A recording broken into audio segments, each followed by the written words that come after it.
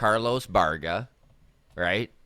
He loves to rile up Blue Jays fans. He can't help himself. Yeah. Where he's getting us in a position ready to riot, because he keeps dropping a name that has been tied to this Toronto Blue Jays organization for 18 months, maybe even longer. Of course, we all know we're talking about J-Ram, Jose Ramirez, considered maybe the number one third baseman in all of baseball. And Carlos comes out on Instagram Live in November teasing that he thinks that the Blue Jays are going to make a move for Ramirez. Things go quiet. Then he teases Freddie Freeman.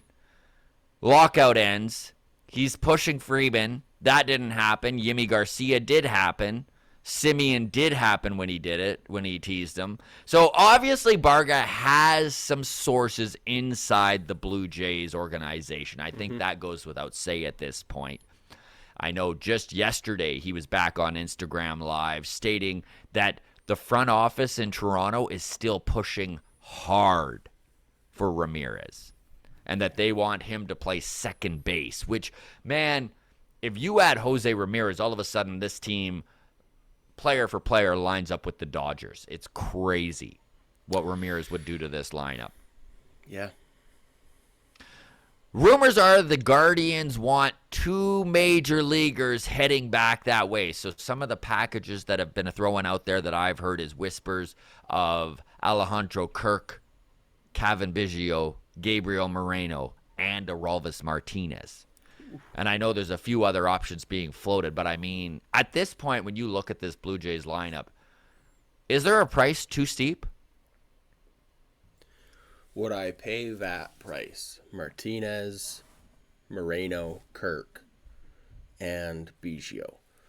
I feel like if we're bringing Jose Ramirez in to play second base, Biggio is the no-brainer major league piece that gets attached to that trade. Kirk and Moreno, I'm not thrilled about. Yeah.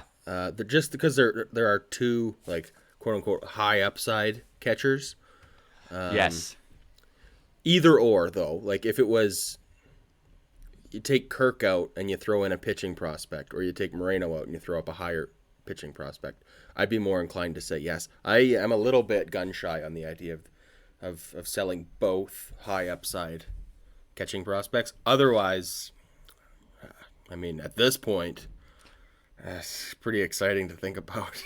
I can't lie. It is pretty exciting to think about, and the truth is you're probably right. The Blue Jays can probably negotiate their way out of giving up two high-end catching prospects. I know that it has already been reported by Kevin Barker and Jeff Blair of Sportsnet that they have seen Guardian scouts at Toronto's spring training facility following Alejandro Kirk around, videotaping him. Now, this doesn't necessarily mean or equate directly into a Jose Ramirez trade. It could just mean, I mean, if the Guardians are moving pieces, maybe there's more pieces involved.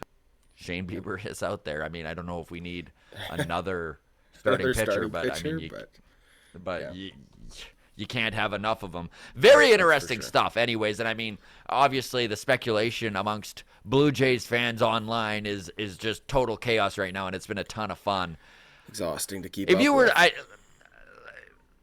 Like yesterday I should say, or maybe it was Wednesday night. It was Wednesday night that Baerga came out and said that he thinks that there's an 85% chance that before the start of the opening day, the start of the season, that Jose Ramirez will be a Toronto Blue Jays. I know neither of us are near as well as connected as Carlos Baerga. However, if you had to put a number, do you think that it is actually over 50% that the Blue Jays wind up with Jose Ramirez? For April 1st, opening day? I would say 15%. April 8th, but yes. Sorry, April 8th. Okay. Right. I would say less likely. Now, if we were to extend that date for that speculation, and we made that August 8th, I know that the trade deadline, I believe, is July 27th this year. Don't quote me on that, but it's the end of July. If we have Jose Ramirez by the trade deadline, I would say 45 to 55%. I feel like Okay. it's a coin toss. I feel like it's a coin toss. And this is really interesting because there has been so much smoke around this Jose Ramirez acquisition from the Blue Jays for so long that you gotta like think about that saying, where there's smoke, there's fire. Like Yep. there's obviously interest on the Blue Jays' part, and I think the holdup is the Guardians are kind of in this weird position where they're like, can we get enough for Jose to make a trade palatable to the fan base in Cleveland? Because Well, can I throw in one factor in, I think, the Guardians making a trade or being more inclined to make a trade? yes, Part of the CBA agreement was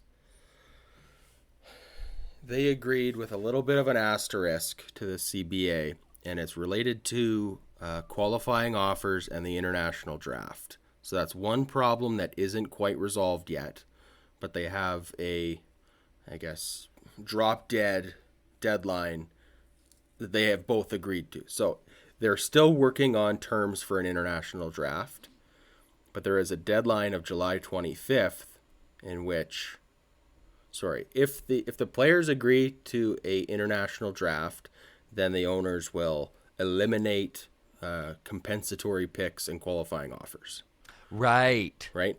But if they don't agree to an international draft, then it defaults to what it was before, right?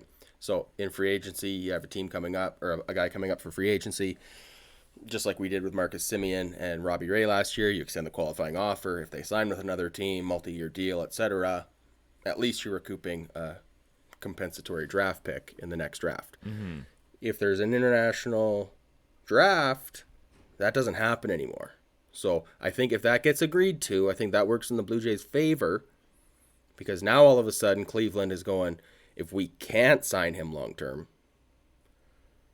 we risk We losing won't him even for get nothing. Yes, for Right? nothing Because exactly. he's on 2 years left. So by the trade deadline this year, he'll have 1.5 years left to control. So Yes. next year, they're leveraged to trade him, especially if there's no draft pick compensation coming back in free agency.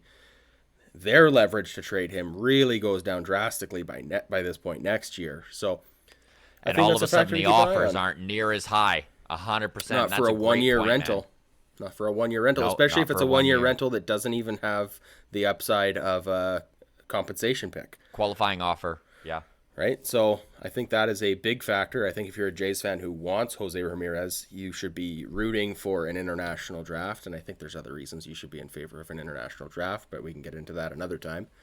But Yes. I do think on the Jose Ramirez front, an international draft, agreeing to that bodes well for the Jays. And the deadline for that is right before the trade deadline. So I expect to see that to be a factor.